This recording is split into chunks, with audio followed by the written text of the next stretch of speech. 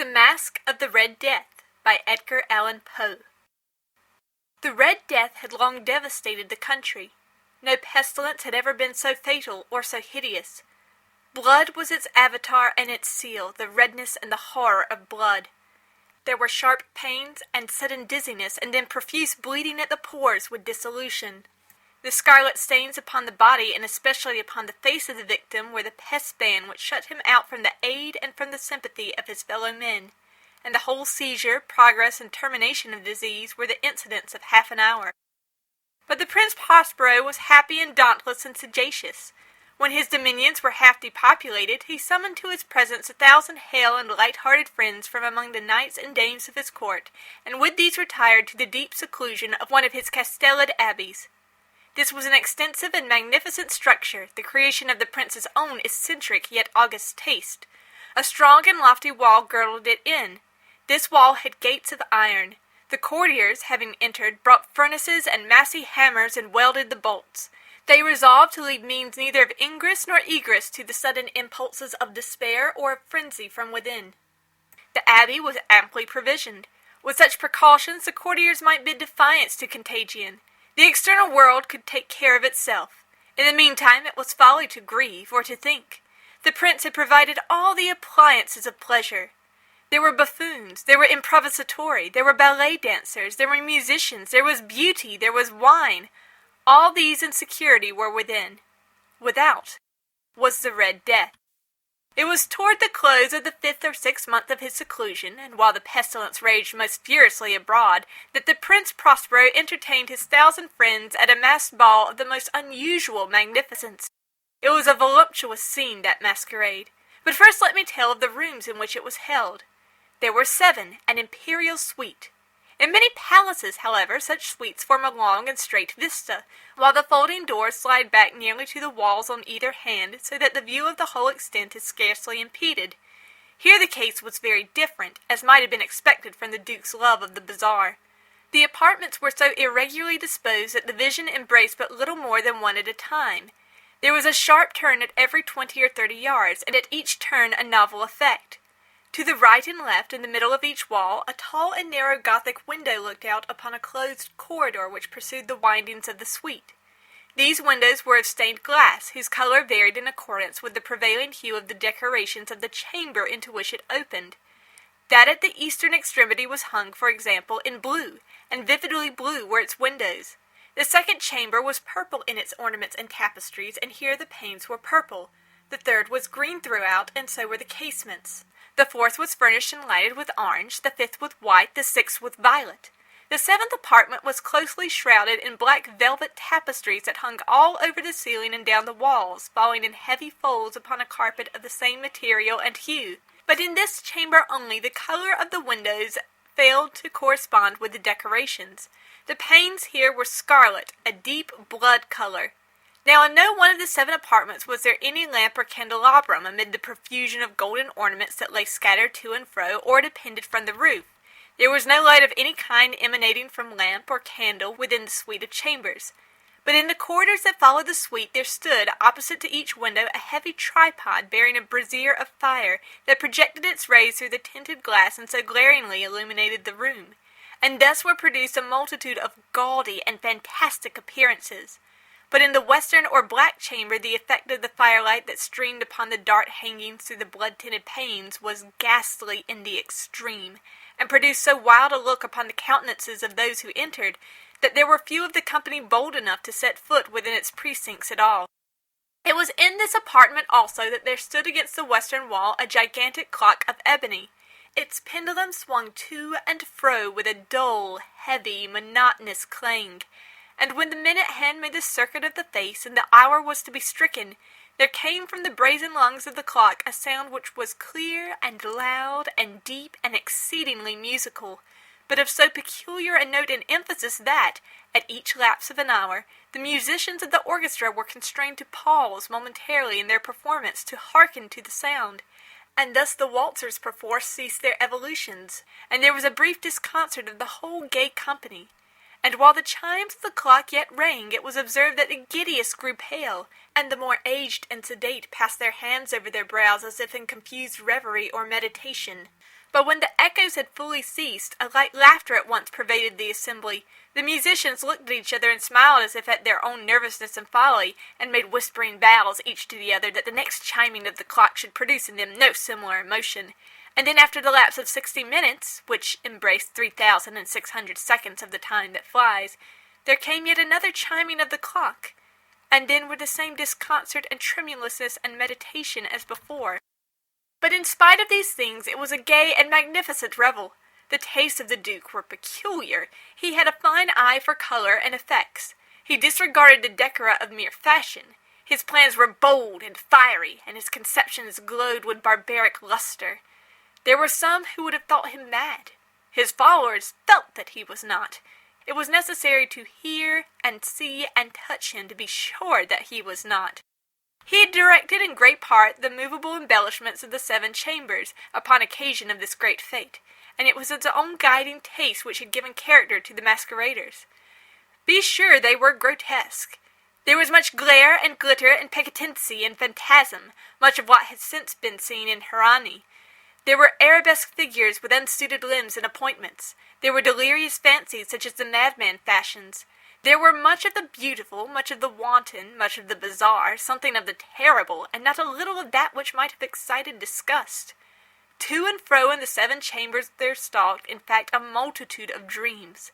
And these, the dreams, writhed in and about, taking hues from the rooms, and causing the wild music of the orchestra to seem as the echo of their steps. And anon there strikes the ebony clock which stands in the hall of the velvet. And then for a moment all is still, and all is silent save the voice of the clock. The dreams are stiff frozen as they stand. But the echoes of the chime die away. They have endured but an instant, and a light half-subdued laughter floats after them as they depart. And now and again the music swells, and the dreams live and writhe to and fro more merrily than ever, taking hue from the many-tinted windows through which stream the rays from the tripods. But to the chamber which lies most westerly of the 7, there are now none of the maskers who venture, for the night is waning away, and there flows a ruddier light through the blood-colored panes, and the blackness of the sable drapery appalls, and to him whose foot falls upon the sable carpet, there comes from the near clock of ebony a muffled peal more solemnly emphatic than any which reaches their ears who indulge in the more remote gaieties of the other apartments. But these apartments were densely crowded, and in them beat feverishly the heart of life, and the revel went whirlingly on until at length there commenced the sounding of midnight upon the clock. And then the music ceased, as I have told, and the evolutions of the waltzers were quieted, and there was an uneasy cessation of all things as before. But now there were 12 strokes to be sounded by the bell of the clock. And thus it happened, perhaps, that more of thought crept with more of time into the meditations of the thoughtful among those who revelled. And thus, too, it happened, perhaps, that before the last echoes of the last chime had utterly sunk into silence, there were many individuals in the crowd who had found leisure to become aware of the presence of a masked figure which had arrested the attention of no single individual before.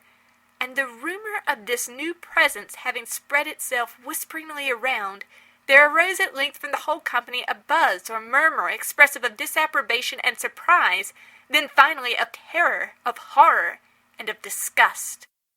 In an assembly of phantasms such as I have painted, it may well be supposed that no ordinary appearance could have excited such sensation.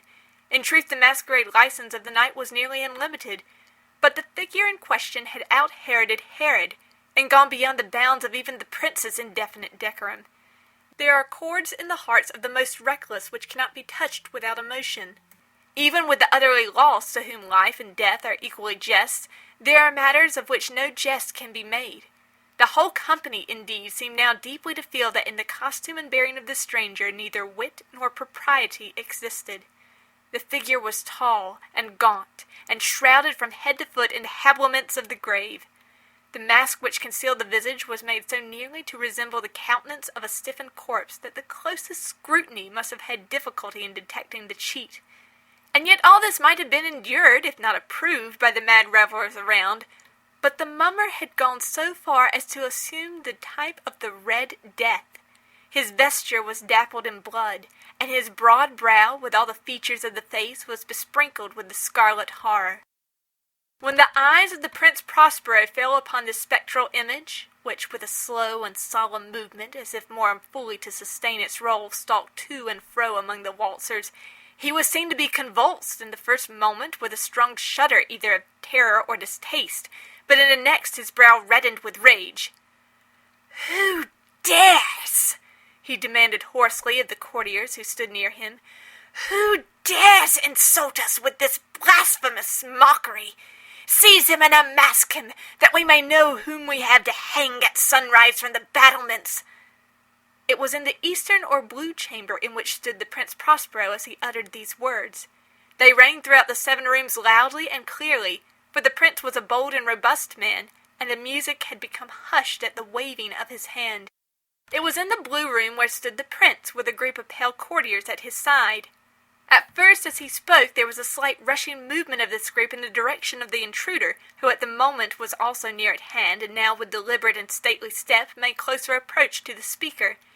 But from a certain nameless awe with which the mad assumptions of the mummer had inspired the whole party, there was found none who put forth hand to seize him, so that unimpeded he passed within a yard of the prince's person, and while the vast assembly, as if with one impulse, shrank from the centres of the room to the walls, he made his way uninterruptedly, but with the same solemn and measured step which had distinguished him from the first, through the blue chamber to the purple, through the purple to the green to the orange, through this again to the white, and even thence to the violet, ere a decided movement had been made to arrest him.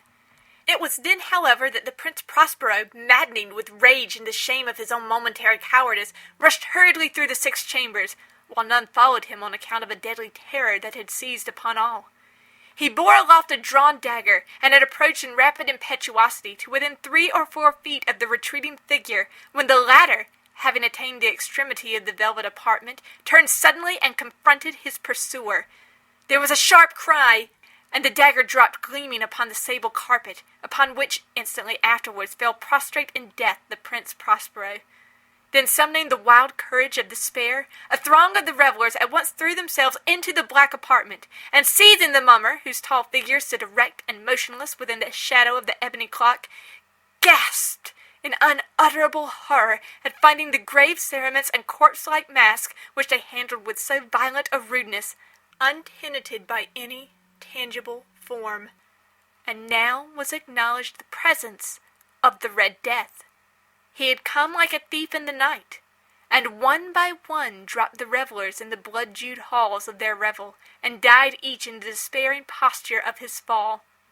And the life of the ebony clock went out with that of the last of the gay, and the flames of the tripods expired, and darkness and decay and the Red Death held illimitable dominion over all.